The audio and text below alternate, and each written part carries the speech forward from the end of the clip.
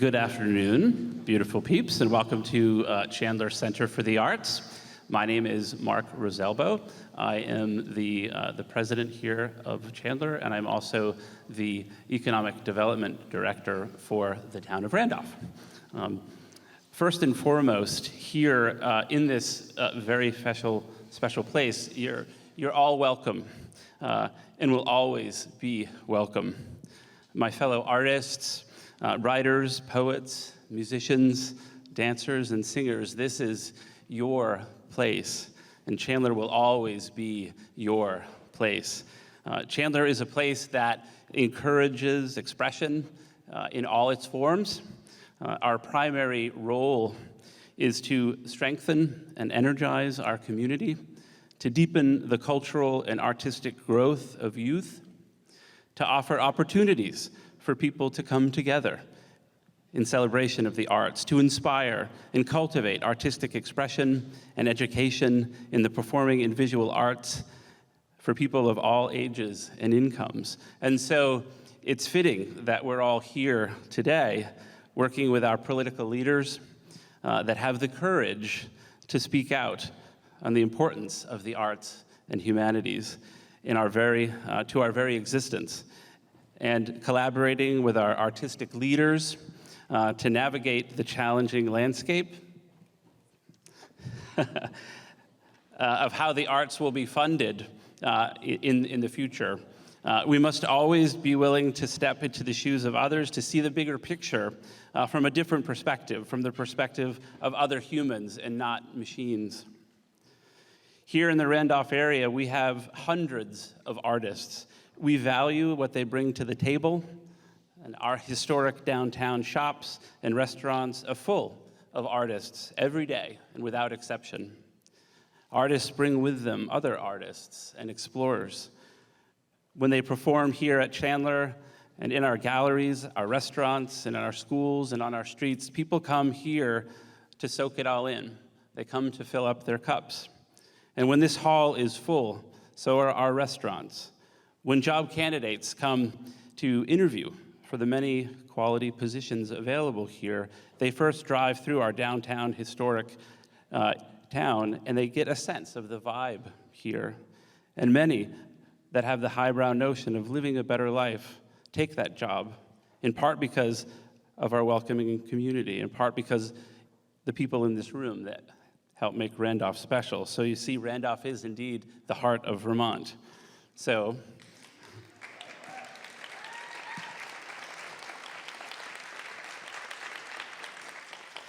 let's roll up our sleeves and find out how best to thrive, how best to do our part to make sure that all artists are encouraged to do their important work. And thank you for being here today. Thanks, Mark. Good afternoon, everyone, and welcome to Representative Becca Balint's Arts and Humanities Community Conversation and Call to Action. That's when you applaud.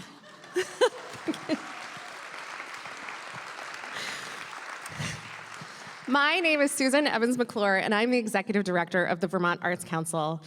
A big thank you to everyone who made this event possible: Representative Balint and her team, the Chandler Center, the team at the Vermont Arts Council and the Vermont Creative Network, Vermont Humanities, the Vermont Department of Libraries, and the Vermont Library Association.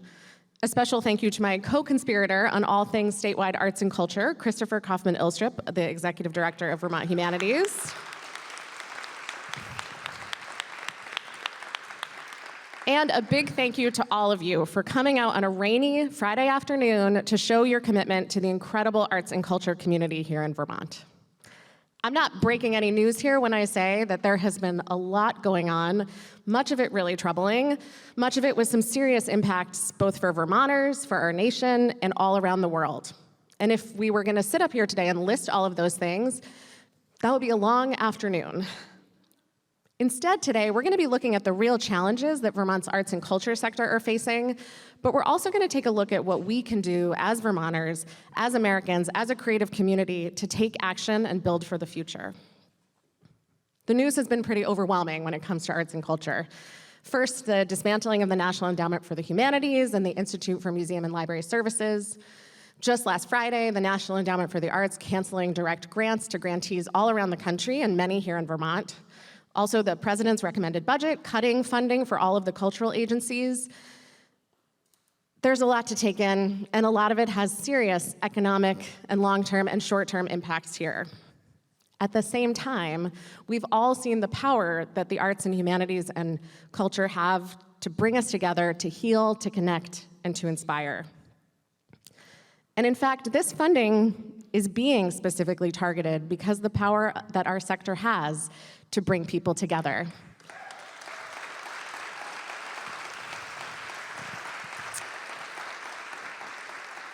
All of the people on this stage and many of you in this audience are affecting positive change in your communities through the arts. Through your work, you're showing us how to connect with people, what it means to be human, new ways of looking at the world. This moment requires courage and connection. Our artists and our arts organizations are being incredibly courageous amongst some serious odds. And through that courage, we are connecting, like today, on a rainy afternoon, with these incredible people. And you'll be hearing from all of these people, all of these committed Vermonters working to make our state a better place. We'll be in conversation with our special guest, Senator Peter Welch. And with Representative Becca Balint.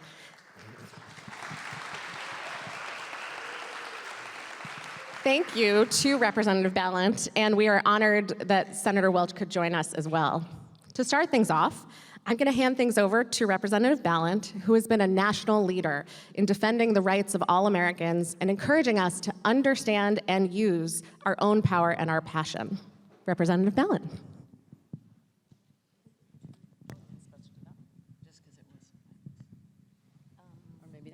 Okay, hopefully it won't buzz. Hello, hello, hello. Thank you so much for being here. I want to start off by saying you are sitting in seats that just an hour ago, these seats were filled by high school artists from across the state who were sitting here with their parents and their teachers for the Congressional Art Award. And I have to tell you, they have raised the bar really high because their participation and the questions that they asked me at the end were actually very profound. They understand the role of the arts in finding our way forward. So you are stepping into their seats, and they left a lot of very good energy behind, so I hope you're feeling that. I felt a lot of excitement as people were coming in. Yes, trepidation. We are in a dark place right now, and I will talk about that, and I'm sure Senator Welch will talk about that as well. But we really want this to be a conversation that is about taking stock of where we are, being very candid and clear-eyed about where we are, but charting a way forward. So a little bit about me in terms of the arts. The arts were always a touchstone for me in my entire life.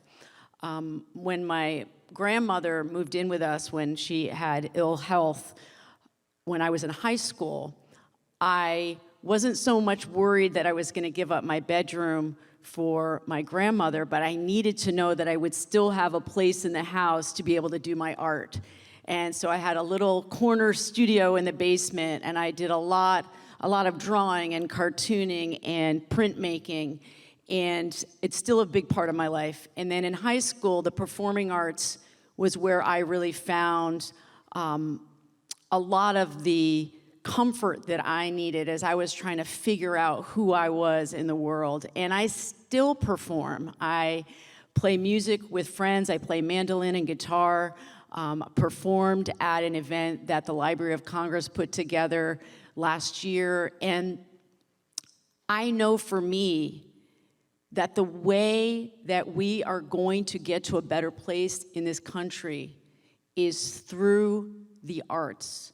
We know that authoritarians go after the arts and education first for a reason. And we collectively have the creativity and the spirit in order to turn us towards a better place. So I want you to understand why it was important for us to be part of holding this conversation today, because we desperately need the voice of the artists right now in a big way.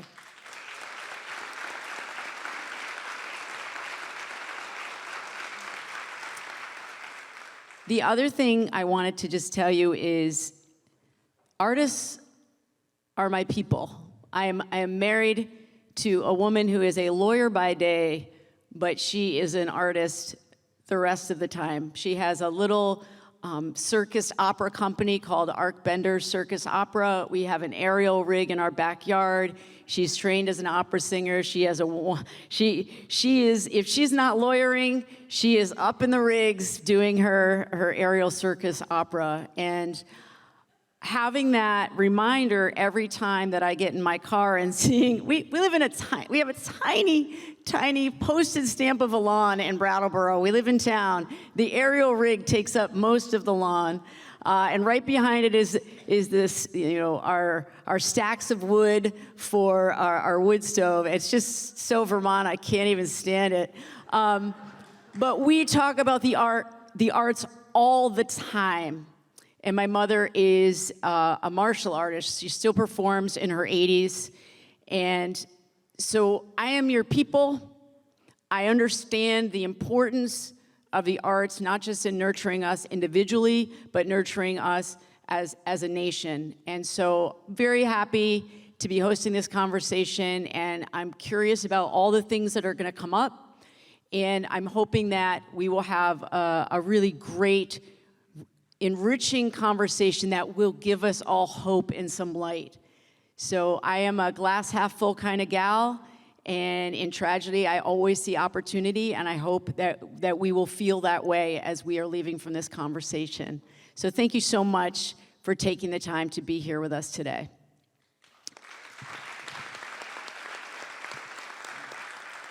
And so we are delighted to have Senator Welch Peter with us. He was in the neighborhood, and we found out at the last minute that it would work out, and we're just so excited that he's here, because while I'm fighting the fight on the House side, Peter's over there fighting the fight on the Senate side, and I know he also absolutely believes in the arts and humanities and what it does for all of us individually and collectively. So thanks so much for taking the time to be here.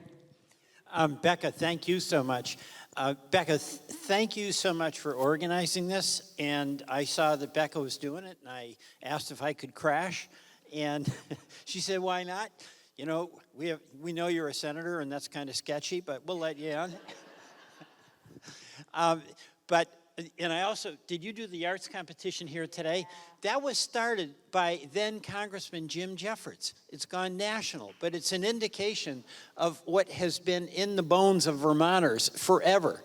He started it and it carried on. Now, I used to do it when I had the job Becca has, and now Becca's doing a great job with it. And the participation is enormous. And, a couple of things on the arts very quickly. Number one, it's so important for kids. We know that. And the educational opportunities that everyone here is allowing is immense. It's really important for the reason Becca said. It's a way of finding who you are, and it's a way of getting confidence in who you are. And that is incredibly important. The arts are really important to downtowns. We get a culture downtown where people are going to performance or whatever it is they're going to, and it helps the local businesses and creates a sense of community. But you alluded to this, Becca, and I think this is the key. How is it that one of the first things that the new president of the United States does is abolish or try to the National Endowment for Humanities and National Endowment for the Arts? How is that? I mean, that's like just so horrible. And it is because the arts are dangerous. What all of us are doing in life is trying to figure out who we are and how to live in this world. It's fairly complicated, how to figure out who we are. And the arts are critical. And they're critical oftentimes of authority. And an authoritarian does not like criticism. So Becca is absolutely right that authoritarians go after the arts right of way because they are dangerous. And that is why it's absolutely so important for us in Vermont, where we have this tradition of respect and appreciation for the importance of the arts to help us find our way, to be critical that makes us think about where our shortcomings are and where we have to do better. So in this Trump era, we have to push back every way we can. And sustaining and promoting and respecting the arts is like job number one to get us back to where we need to be. Thank you.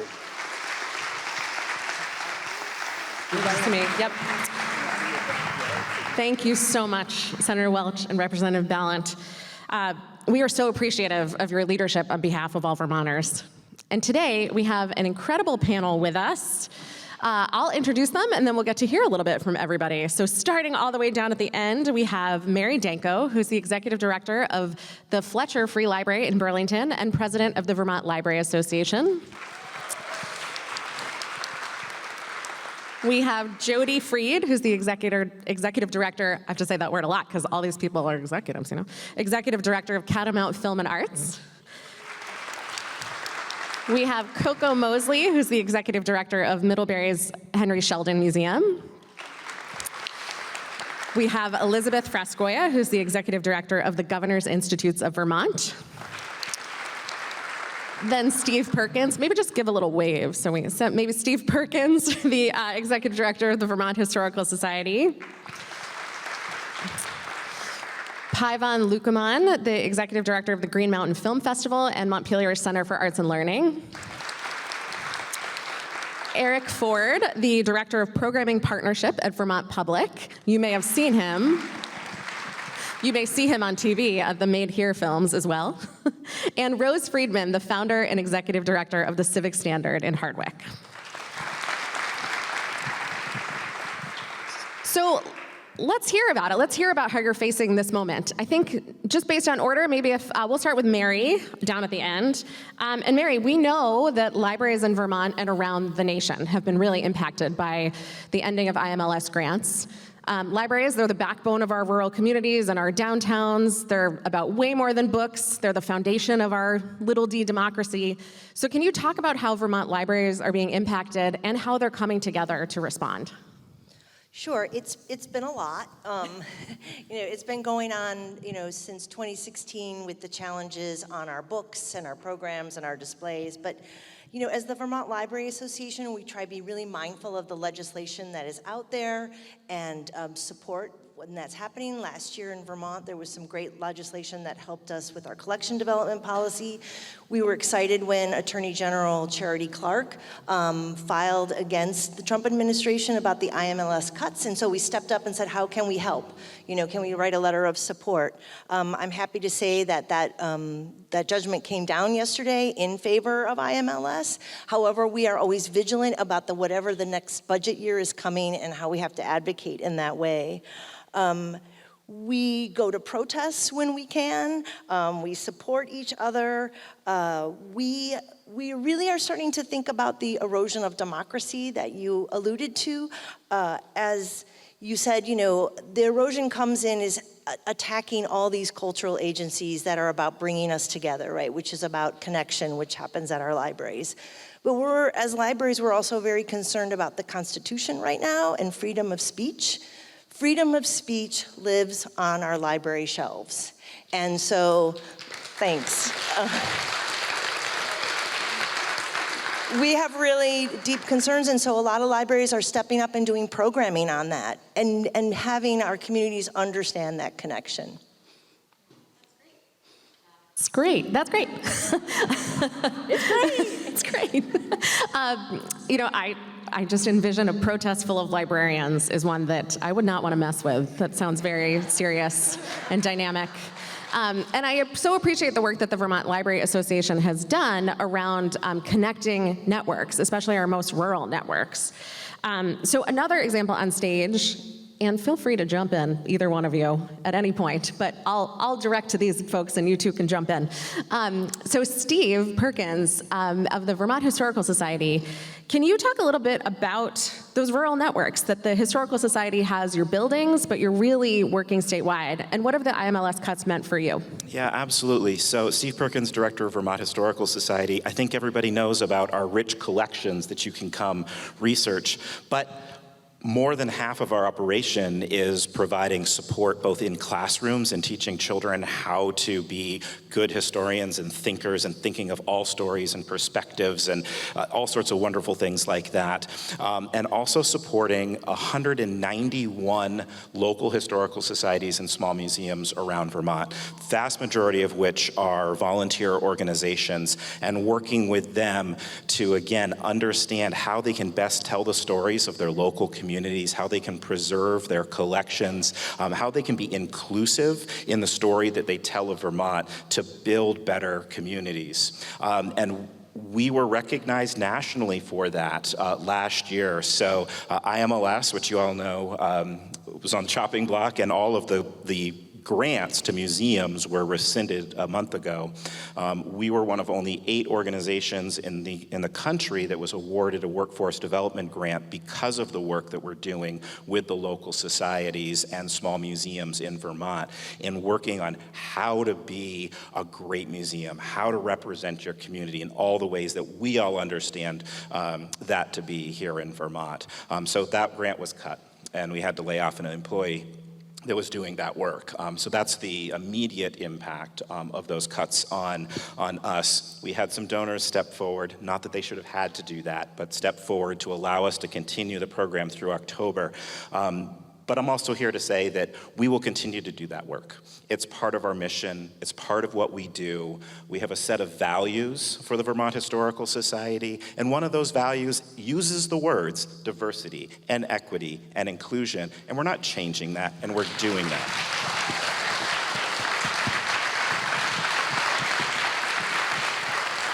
Thank you, Steve. And I'm so glad you brought up the importance of public funding and private funding, that all of the organizations you see on stage, many of you who are involved in the arts in the audience, your funding comes from a combination of public and private sources. And when it comes to public funding, you are the donors, we are the donors, because we pay our taxes. And then we elect people to make decisions about how those tax dollars are going to be spent. And the highest and best use of those tax dollars is reinvesting them in our communities in lots of ways, including through the arts. So, Steve, you talked about the importance of local communities, too, and really diving deep into a community. So, Pavan, can you talk about the work that you're doing with the film festival and really how that's so community-based? Sure, thanks. Pavan Nukumhan, I am the festival director for the Green Mountain Film Festival, which in 2026 will have its 25th production, so please come next March. Some of you here in the audience, I recognize you, are fans of that festival, and it's only been allowed to continue and flourish because of the community support that it has naturally generated since its inception in 1997. So we are continuing to work very closely with the downtown businesses, which is it requires quite a lot of patience and creativity because, as many of you know, Montpelier was flooded 2 years in a row. And right now there's this huge construction happening downtown. So the businesses are really struggling, and I don't think that they would be shy about talking about that. So we try to partner with as many local organizations and anyone who's interested to fold them into this festival so it can really become a representation of the community, what it desires for itself, what it desires to know, and its own expression. So we target different groups. So we solicit from the senior center, we solicit from the schools to make sure that everyone feels that they are included and involved. And the work that we show, of course, this festival can't happen without the films that everyone comes to see. We definitely make a point to try to show and represent stories that wouldn't normally show in a regular commercial theater, not because they wouldn't think of it, But because we're not driven by profit, and we are driven by stories and the desire for our community to have these conversations about whatever is going on. So that's what we're doing with the Green Mountain Film Festival, and we hope to be able to continue that on into the future. That's great.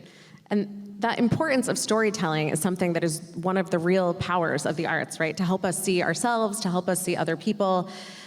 So Eric, speaking of films, can you talk a bit about the work that you're doing at Vermont Public, specifically supporting Vermont's own homegrown filmmakers and some of the immense pressures that public media is under right now, and how you're working to combat that too? Yeah, thanks. Thanks for having us all. This is amazing. It's true, public media is under threat right now. It's not something new, actually. It's been happening for over 50 years, but it seems different somehow right now. And it's not insignificant. The support we receive from the Corporation of Public Broadcasting is not an insignificant amount of money, so it would affect us. We see ourselves not only as a place for independent, non-commercial journalism, of course, and all of the PBS and NPR programming that everyone loves and cares about, but also as a place, a home for arts and culture here in the state. I could talk about a couple of things. I'll talk about film as well, but whether it's performances on our classical service, dozens a year with local performers, or a program like Vermont Edition, which regularly features authors, poets, musicians, filmmakers, artists.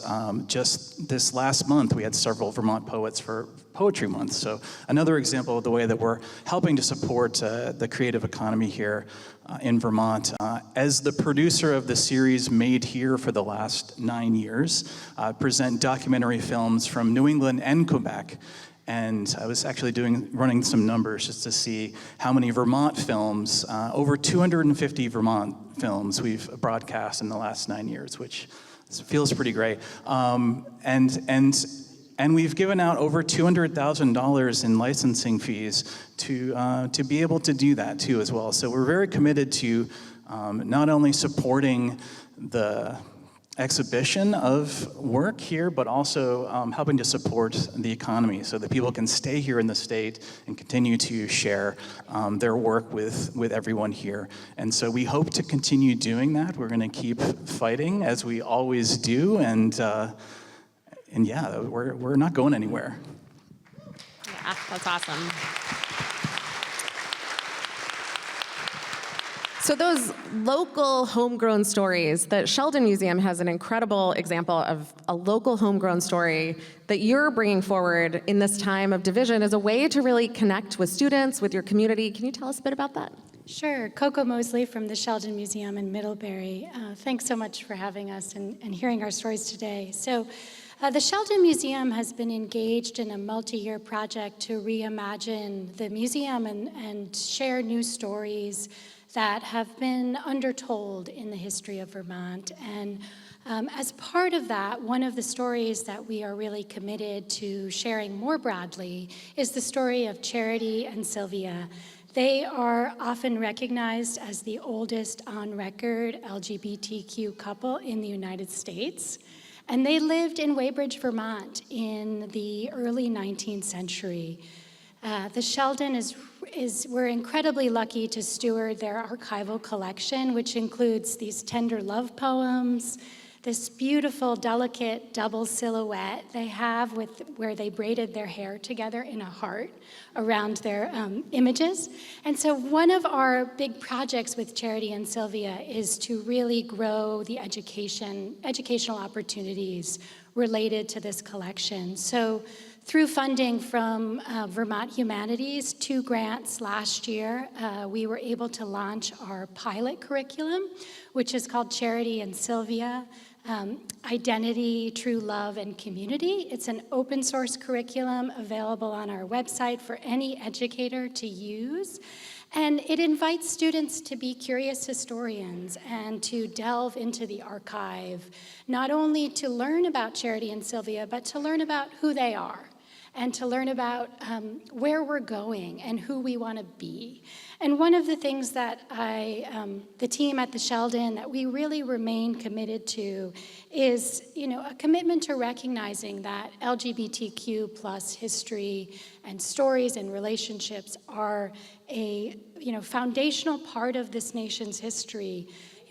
America's history cannot be told without And America's history cannot be told without the voices of Charity and Sylvia, the voices of people of color, of immigrants, of women, of disabled folks in our community and across the nation. And so as an organization, we are really working to support that complex, fuller story. And last thing, I know I'm going on, but especially now with the Trump administration and their efforts to rewrite history as one narrow story, we really need this variety of voices and stories in the public dialogue. And Vermont Humanities and the NEH, IMLS, NEA have been critical to that kind of capacity building at rural organizations. The Sheldon is a small museum in a rural state.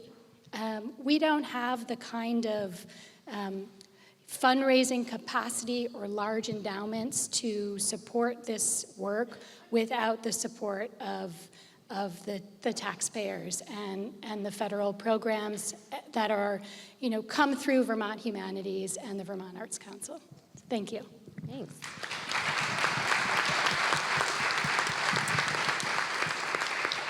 Thanks, Coco. So you talked a lot about the impact that this is having on students, too, how you're bringing Vermont history to students to help them understand themselves. Elizabeth, I'm going to turn it over to you. You're the director of the Governor's Institutes of Vermont, also the Governor's Institute of the Arts. Recently had a big loss from the NEA. And also I got the chance to visit the Governor's Institute 2 years in a row now, and it's like some of my favorite days of the year. Those students are amazing. The work of bringing them together is amazing. So can you share a bit about that with us? Oh, absolutely. Thank you for having me. My name is Elizabeth Frascoya, and I'm the executive director of the Governor's Institutes of Vermont, but I am the former director of the Arts Institute specifically, and it's very near and dear to my heart because I think back to myself as a young 15-year-old Vermonter. I had long braids, I had braces. I don't know if anybody else experienced this awesomeness, but I also played the trombone, and so braces plus trombone. Yes, thank you. All right, do we have any other brass people in the house? Yes. Oh, okay, we'll have a little, coffee clutch later. Braces plus trombone is like no bueno. But I went to the Arts Institute as this nerdy, lovely, excited young person and found my people. I found out that I could develop those skills that were starting in me, and my confidence was nurtured, my talent was nurtured, and people believed in me. And that did wonders for my self-confidence, for my mental health, right? Like at the time I wouldn't have said mental health, but now with the conversation, like that's what that is. That is belonging, that is acceptance, that's identity building. That is what the Governor's Institutes does. This year we're gonna serve 640 young people across a lot of different topics, but 190 of them will be artists. We have already accepted them. And so last Friday when we got an email from the NEA saying, sorry, the $30,000 that we've been giving you for a decade is not coming. Well, I'm sorry, we already bought everything and we hired everybody and all those students, we made commitments to them, so they will be there. And I'm really excited to welcome them. We have to nurture these things in our young people. It is really important. Can I tell one quick story? Because I did not know about your wife's circus situation. It's amazing. Yeah, just so beautiful, and like we must nurture this quirky things about ourselves. There's a young person from last year's institute who should probably meet her because he came and he didn't kind of find his place. Our institute is 2 weeks long. It involves writing, theater, filmmaking, visual art, all kinds of things. But he didn't quite sort of find his niche. But halfway through, someone came to do a circus workshop, and he learned how to ride a unicycle. And so this young person spent the second week riding his unicycle everywhere, all over the Vermont State University Castleton campus, and that became part of, like, woven into his identity, and he found his place in this spot. So we must be there for those young people, and thank you for being here.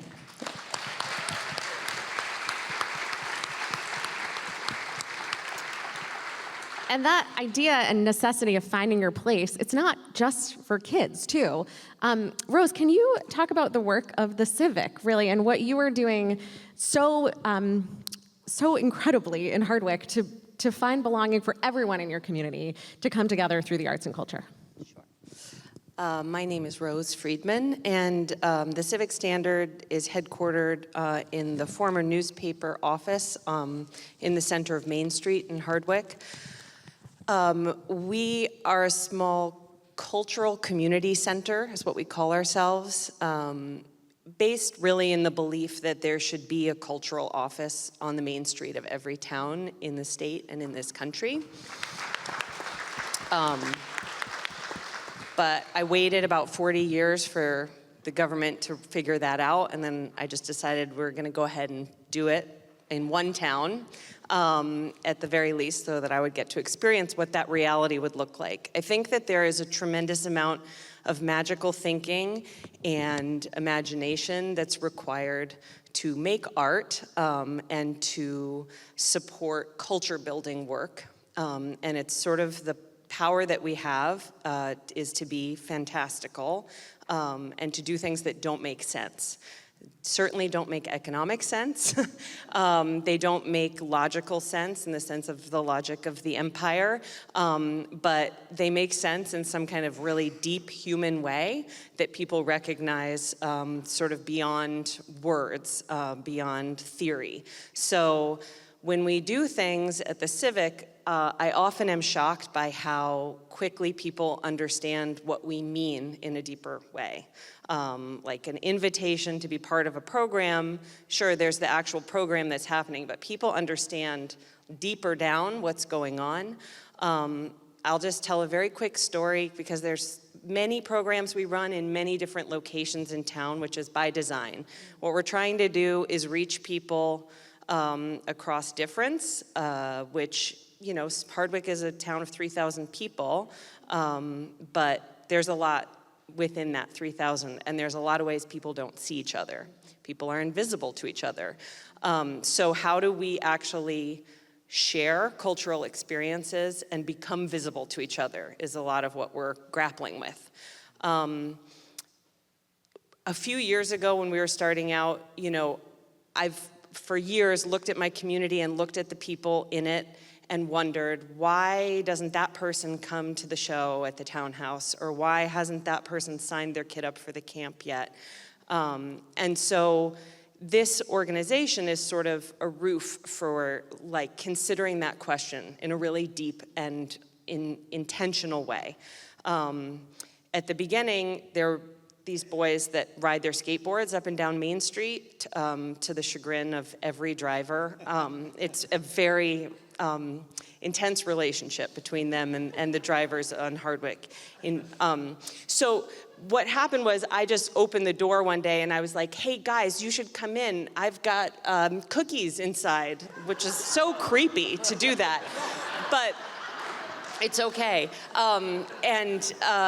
And they were like, why? And I was like, because we're gonna work on building a skate park. And I was like, why did I just say that? And they were like, oh, okay. And so they came inside. And then I was like, now we have to build a skate park. What? I don't even skateboard and I don't know why I would do that.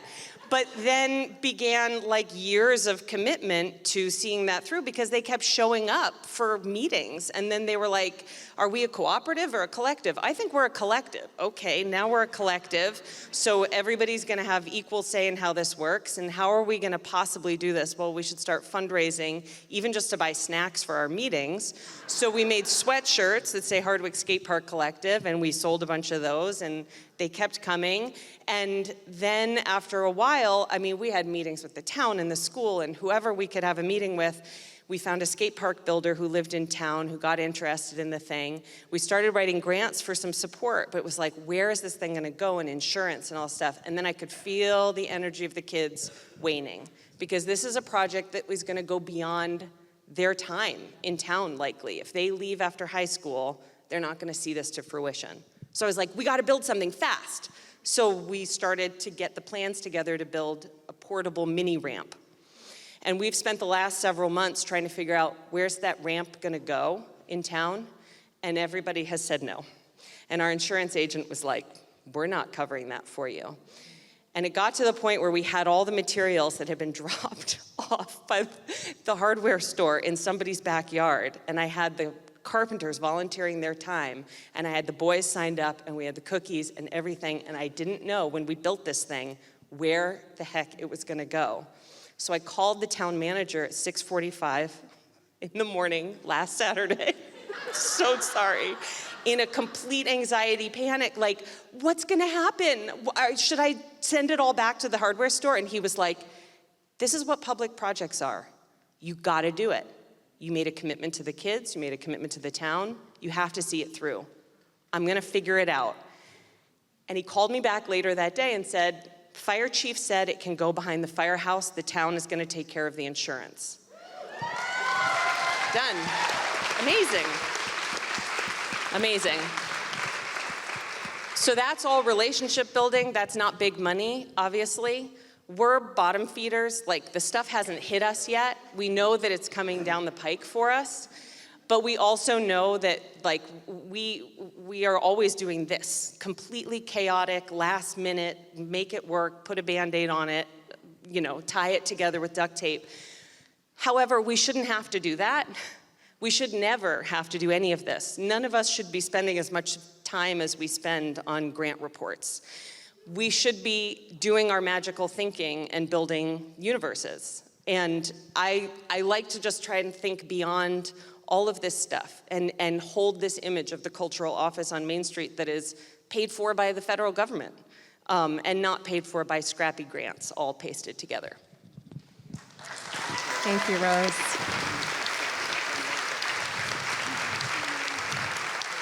Such an amazing story of when these organizations, they show up for the community shows up for them, and they build something amazing that we need. And then when we do those things, we're attracting our community, and then we're attracting other people who want to come to Vermont too.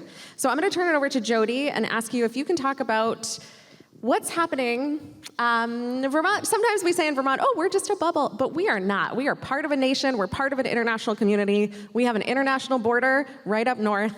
And there are some big geopolitical things happening with everyone and our northern neighbors. So can you talk a little bit about the impact of the relationship between the US and Canada right now, which, as someone who lived in Canada for a long time, is not something I ever thought I would have to say on a stage. Can you talk about how that is impacting your work and the NEK?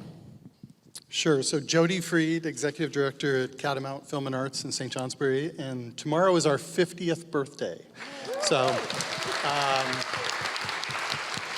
So when Susan called this morning, I was like setting up chairs with Jay Craven and a portable, we're gonna do Limelight, which was the first film screened 50 years ago tonight. The Canadian border, yeah, the numbers are really, really stark.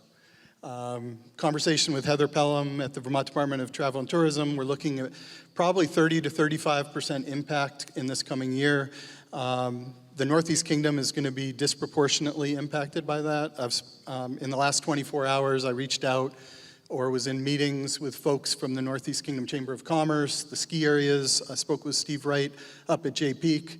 They're seeing roughly a 30% impact to their season pass sales. They're seeing golf groups that are canceling. We're preparing for what looks like about a 35% drop in again, their visitation. And the numbers are supporting that if we look at it in terms of credit card spending. If you look at January, February, then a drop off in March and what's continuing forward in February, into April.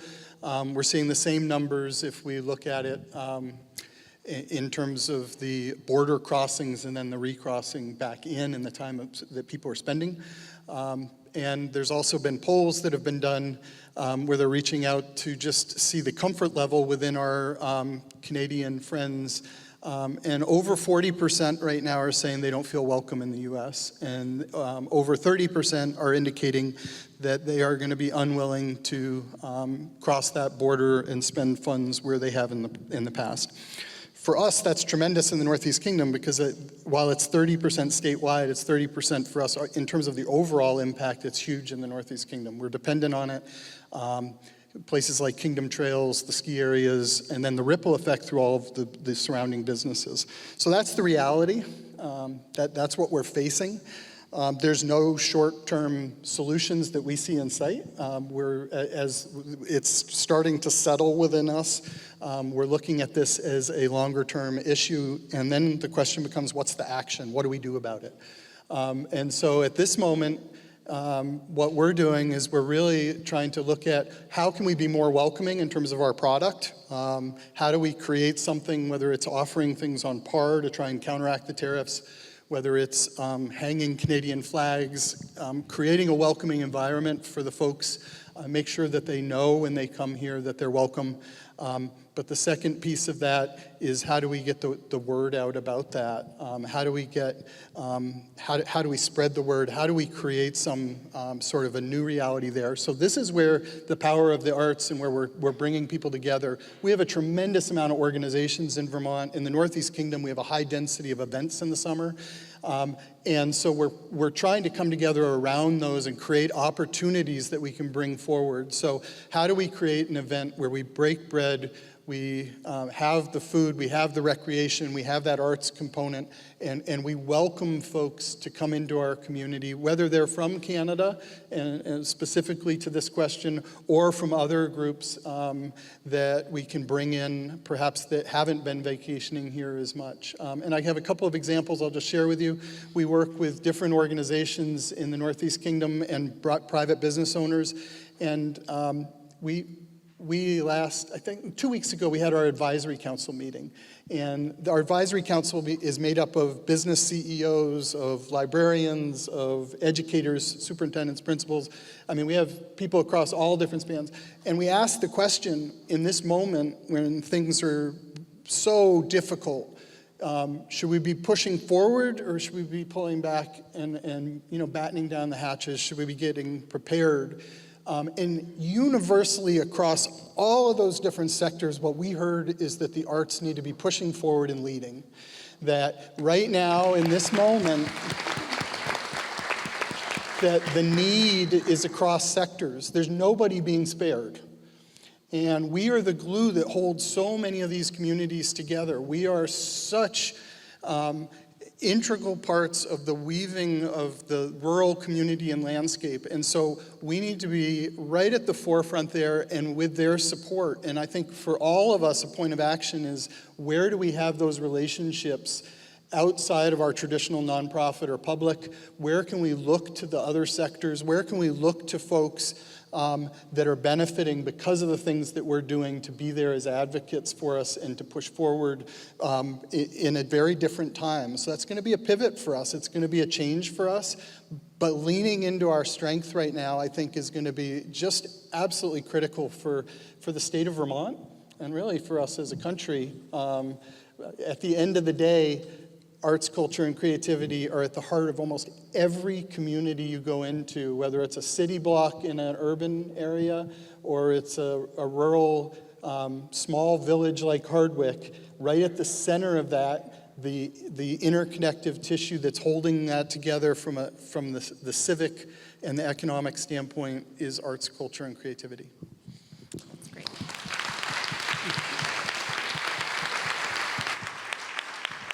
So I am hearing a lot of things that are happening and things that we can do. Obviously, build a skate park is the first of those things that we should all be doing. Check out a book at your library. Make more art, see more art, learn your local history, connect with the young people around you. There's so much happening that we can do. Did we miss anything? Is there anything? I'm going to put you all on the spot now. We probably don't have time for everyone to respond. But if anybody wants to add on, what do you think we should be doing? Did we cover it? Is there anything in there that we're missing? We just all have to tap into our fearlessness each and every day. That I gave a speech on the floor of the House the other day. This isn't going to fade away. This darkness, this force right now that is coming after the arts, coming after humanities, coming after who we are as Americans, it's not just going to fade away. It's going to take all of us to be as bold and as fierce as we can be. And on some days when we're not feeling like we have it, we tap somebody else in and they go in and do it. But we cannot allow this administration to pick us off one by one. We have to stand together.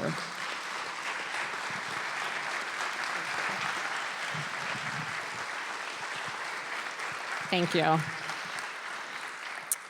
I know there are also some questions from the audience. We're going to turn to that, and I will get those from Jessica. Thank you. Okay. Okay.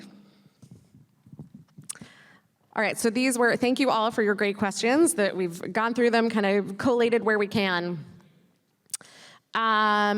This is a great one. I can just say this. Thank you for this reminder. For those people who are being impacted in the cultural sector, we want to remind everyone that there are resources on our website also and ways that you can participate, including a survey from Americans for the Arts, which is a national arts advocacy group who is working to report the impacts of federal actions. So if you have not filled out that survey and your organization has been impacted, please do. Thank you for doing that. And great reminder, Fred. All right, now questions. Oh, do you want to say more? Yeah, of course. My team here just handed me some great news. For those of you who have been sharing the case of Rumeysa Ozturk, she has just been released by Judge Sessions. So.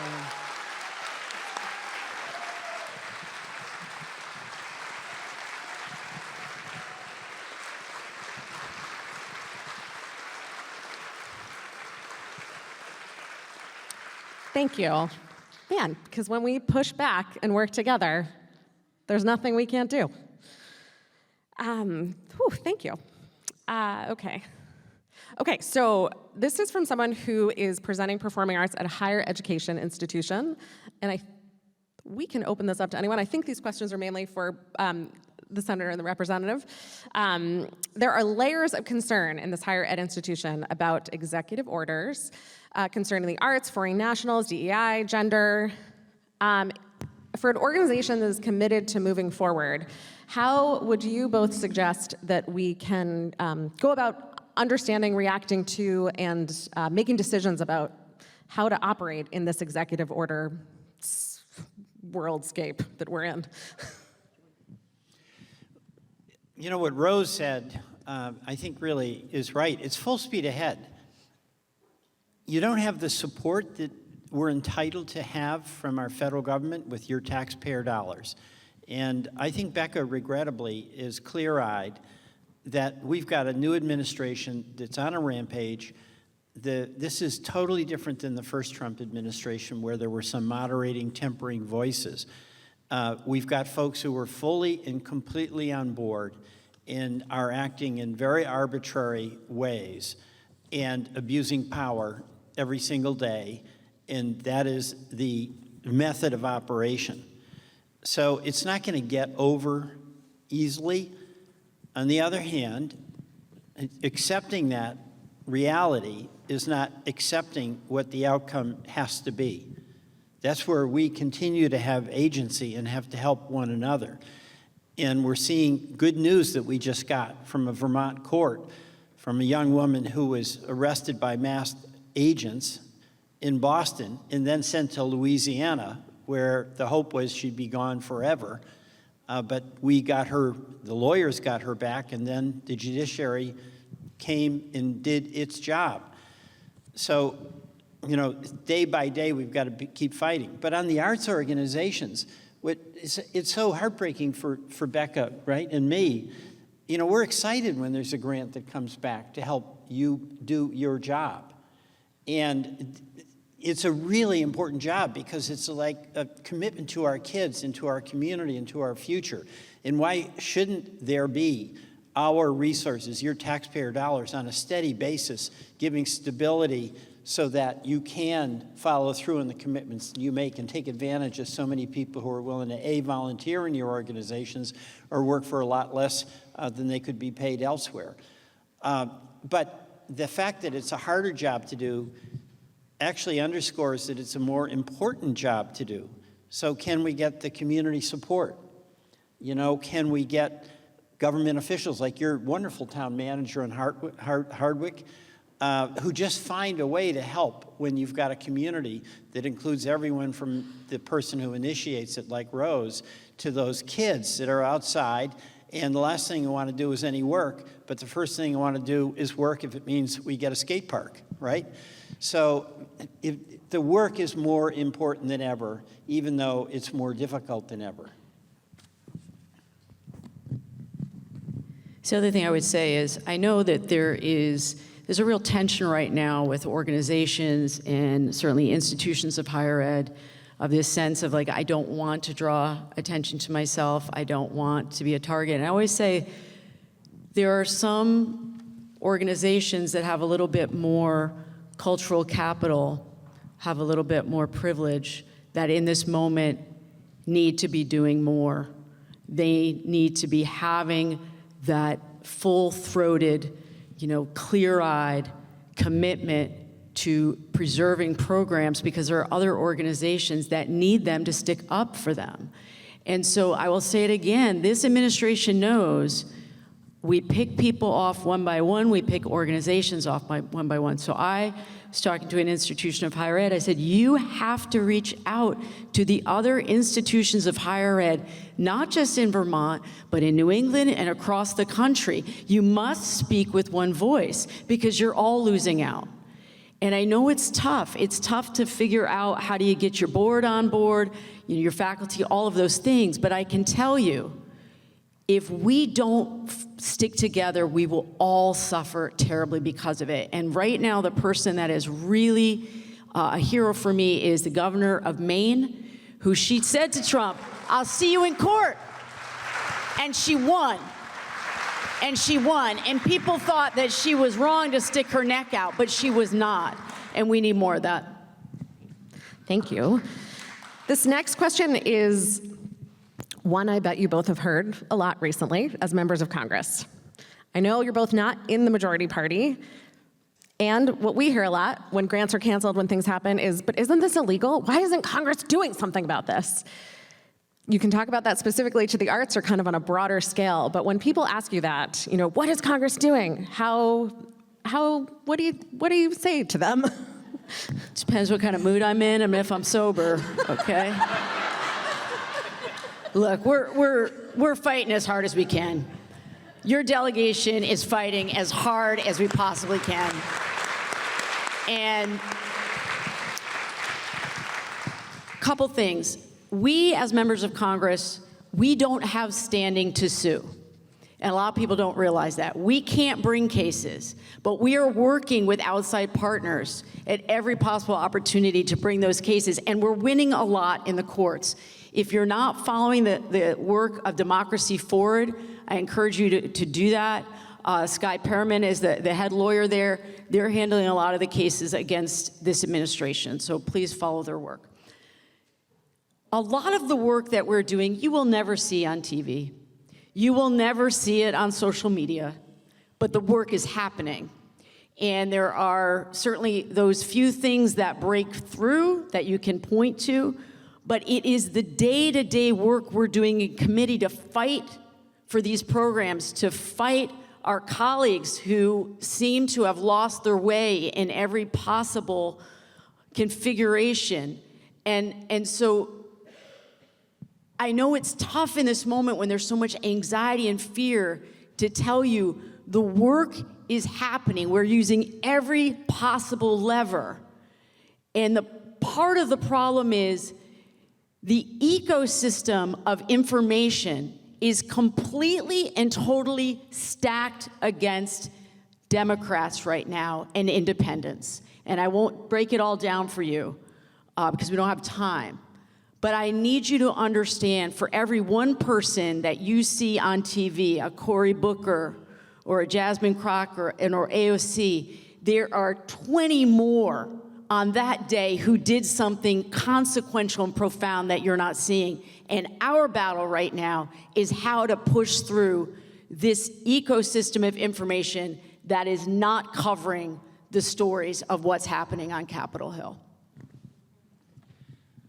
Thanks, Becca. You know, the hardest job in my office, and Becca, maybe in yours, young people who are in the front office and answering the phone. Because I get calls from Vermonters, and the call is, why isn't Peter doing more? Why won't Peter stop it? And I understand that. It's not an indictment so much as it is a plea about how is this world that we've lived in come to where we are now. And it's as though, you know, Vermonters go about their lives and they help their neighbors and they do things, and they see the horrible things that are done that are illegal, unconstitutional, and cruel. I mean, think about cutting out U.S. aid and leaving food in a warehouse when right outside the door they're starving children, okay? Trump did that. Kids are dying. So Vermonters think if they explain it to me, I'll be able to explain it to my colleagues, and they'll say, oh yeah, whoops, just a mistake. Look, this is the President of the United States who is doing this with people who are surrounding him and egging him on, and they want to keep doing it. What's so different for us, I think, Becca, and you and me, aside from being in the minority, and that's why these midterm elections are going to be so important, where we have 47 votes in the Senate, not 53, and you're, 3 or 4 shy in the House, is that normal tool where you go to committee and where you have a vote and you push your bill. It doesn't work. So we're all struggling to find other ways to demonstrate we're fighting and to unpack and reveal to people who aren't quite yet as aware as many of you are the real concrete bad things that Trump is doing and the effects that it's going to have. Because these bad effects, by the way, like of tariffs or the arts, in red states, there's people just like us on this panel who are totally committed, and the folks that they represent are getting hammered, okay? So, you know, Becca, you organized that demonstration at the State Department, and you got a huge turnout of colleagues. I went to the prison and visited in St. Albans, Mosen, who, you know, once again, he got out. But these are not what we would normally see as in our job description. And both you and I did something I think we never would have done. We voted actually to implement a shutdown. That's right. And that's not anything ever in my mind I would have done. But the extraordinary circumstances that we have require extraordinary action. So all of us have to do what we can, but we have to do it with the awareness that we have to think anew. Business as usual does not work. And it's going to be more than just members of Congress in the next election. It's going to be more of these demonstrations where people are out on the streets and they're expressing their horror at what's happening and their optimism and their hope and their commitment to getting us back to principles of democracy and community. Thank you. Thank you. We also got the questions that are on many artists' minds, which is how do I get my project funded? So I want to just take a quick moment to say that in all of this, funding for the state arts agencies from the NEA is still intact. There are open grants available that we encourage you to apply for on the Vermont Arts Council website. Vermont Humanities funds their grants actually with private philanthropy. So they have grant funding available even though they have lost a significant chunk of federal funding. So we encourage you to keep applying. As federal agencies potentially reopen grants, there's an interesting discussion there too about applying for those. I also think that we need people to keep applying because we don't want to have a tremendous decrease in applications so that people will say, oh look, they're not applying anyway, we don't need that money, because we know that's not true. So there are still funding sources available, never enough in America, we know, and we're happy to talk to any of you who have questions about that. I'll wrap up with one last question, which is what can Vermont's creative sector do for you, for both of you? How can we be helpful to the hard work that you're doing? It's very simple. We need you to continue to create in any possible way that you can. We need you to continue to bring more and more people into doing any kind of action. There isn't one thing or one person or one vision that is going to turn the tide on this. It's going to take all of our voices and every even small thing that you're doing in your communities around art to bring people together across difference. That helps us because we need critical mass right now. Yesterday, on the floor of the House of Representatives, the majority had us voting on whether we would change the name of the Gulf of Mexico to the Gulf of America. That was our one piece of business for the day. We need all of us to understand that democracy is an experiment, it's an idea, it only works if we're all doing our part, and arts are integral to this. The writers, the performers, that's what we need. We need you to keep creating and keep inspiring others to get involved in whatever way they can.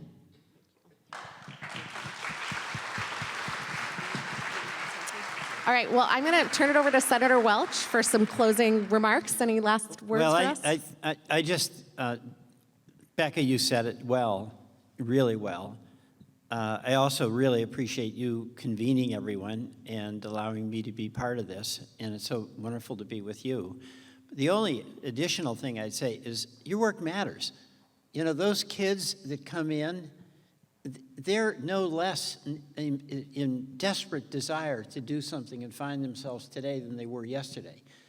And doing that, you have to have confidence, and I know you do, that it matters. You know, Coco, your story about being a young girl with braces and trying to find your, those kids are out there, as you know. And it matters that each of those kids is going to be well served and be a better person and someday be sitting on this stage, and it gets that opportunity. So even though it's discouraging and we're all dismayed about what's happening in DC, it doesn't diminish the incredible importance of why you went into doing your work in the first place. And all those younger Vermonters who are going to benefit if you keep the faith, they're going to be strong in replacing us and carrying on. So thank you. Great. Thank you.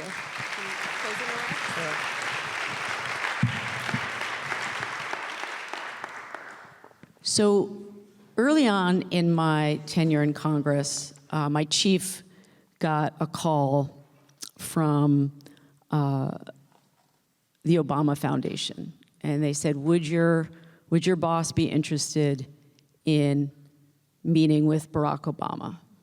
Well, yeah, of course. You don't have to ask me twice.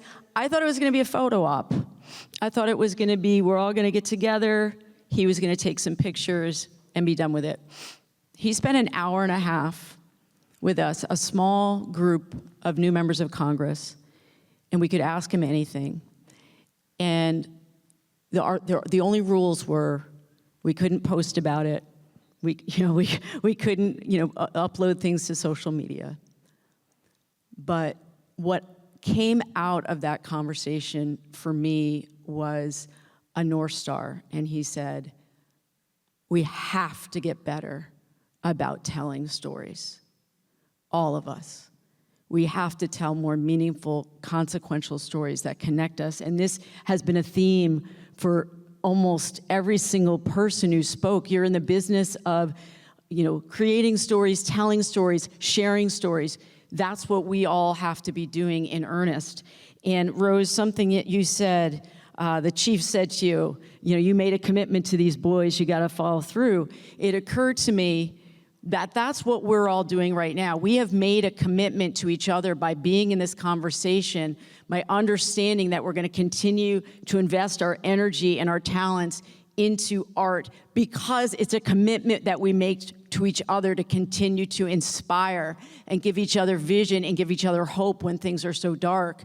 And so what I want you to know is that I understand that people are so anxious and scared and angry and concerned, how are we going to round the corner on this? I have so much faith in the human capacity for creativity and for compassion. And I am someone who wakes up every day that says, how do I use the tools that I have, the gifts that I have to continue to make these connections, to continue not just to inspire my team, but hopefully that will have ripple effects outside of me. I think we all have to sort of have that sense of purpose every day right now, because it's on all of us, every single one of us. And it's the reason why I wear these bright, sparkly shoes. I have a mad shoe game. And it's because I need to see the sparkle. I need to see the joy. I need to see that thing that catches my eye, that reminds me, continue to shine. And that's what I need from everyone here today. I know it's hard. We all have to keep digging deep and just keep being the incredibly creative people that you are, because it gives everyone around you hope and inspiration. So thank you.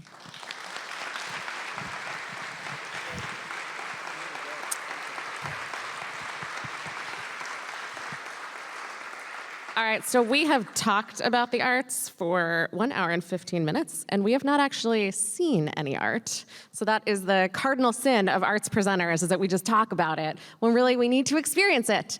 So I'm gonna invite Rajni Edens up to the stage, a tremendously talented spoken word performer and poet who is going to share his art with us as a way to close us out today.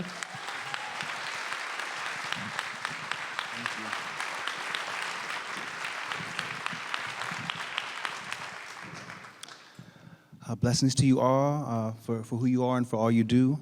I speak life and faith and optimism, positive energy and greater possibilities.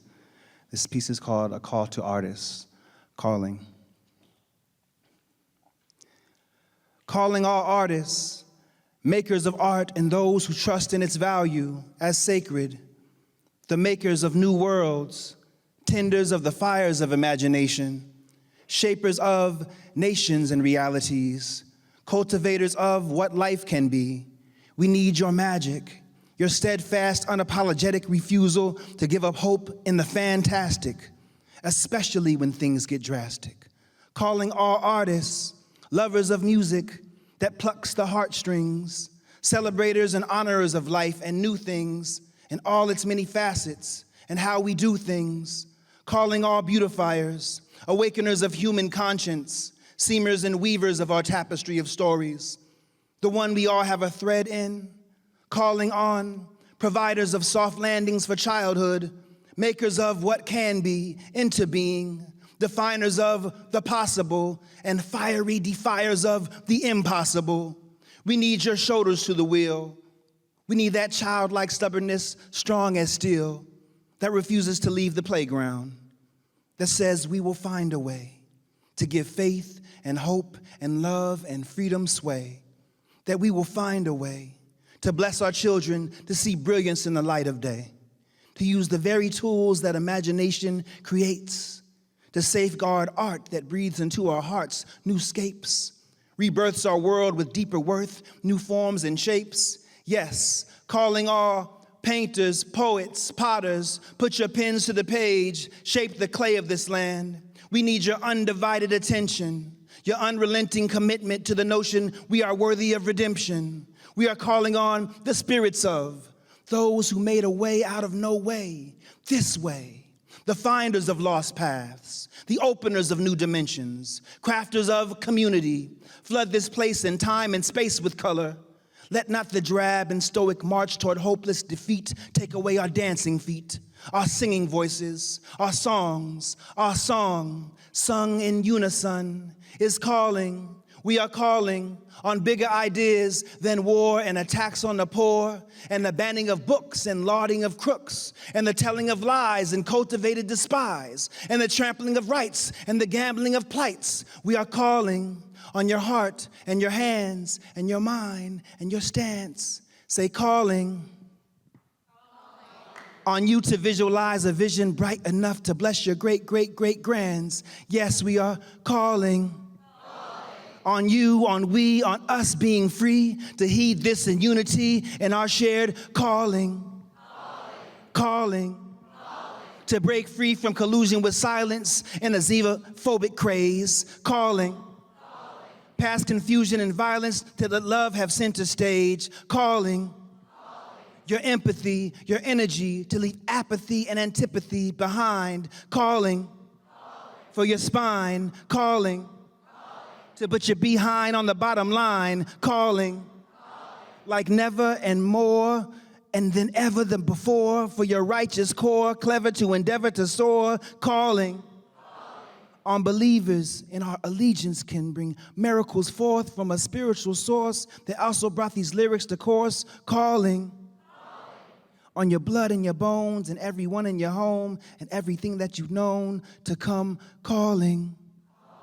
This is our call to arms that embrace warmly and grace every face through this storm, calling on the spirit of creativity to rescue creativity. Know that we hold the key and the remedy, calling, calling, calling, calling, calling.